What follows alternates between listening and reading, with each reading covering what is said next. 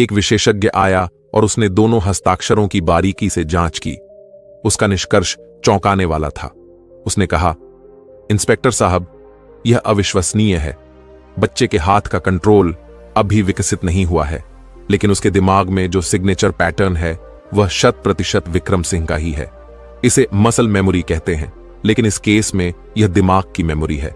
यह विज्ञान के परे है। रामफल अब पूरी तरह से हिल चुका था। उसके पास अब कोई तर्क नहीं बचा था। यह बच्चा वाकई में विक्रम सिंह की आत्मा का अंश था। लेकिन कहानी यहीं खत्म नहीं हुई थी। विक्रम के परिवार ने एक और परीक्षण करने का फैसला किया।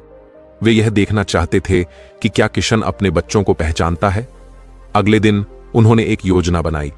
उन्होंने अपने दोनों बेटों आर्यन और आरव को लगभग 20 अन्य बच्चों के साथ एक बड़े से कमरे में खेलने के लिए बिठा दिया।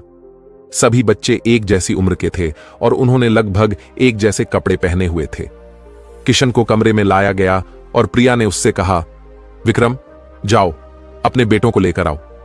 किशन ने एक नजर उस भीड़ पर डाली, फिर उसकी आंखें चमक उठीं। वह सीधे 2 बच्चों की ओर बढ़ा, उनके हाथ पकड़े और भीड़ से बाहर ले आया। वे आर्यन और आरव ही थे। इतना ही नहीं, उसने अपने बड़े बेटे आर्यन को डांटते हुए कहा, तुमने अभी तक मुझे नमस्ते क्यों नहीं किया? भूल गए हो अपने पापा को? यह देखकर वहां मौजूद सभी लोगों की आंखों में आंसू आ गए। यह पुनर्जन्म का सबसे जीवंत प्रमाण था। लेकिन इंस्पेक्टर रामफल के दिमाग में अब एक नया सवाल कौंध रहा था। यह सब तो ठीक है कि किशन ही विक्रम है, लेकिन विक्रम की हत्या क्यों हुई थी? हत्यारे कौन थे? क्या यह बच्चा उन कातिलों को पहचान सकता है?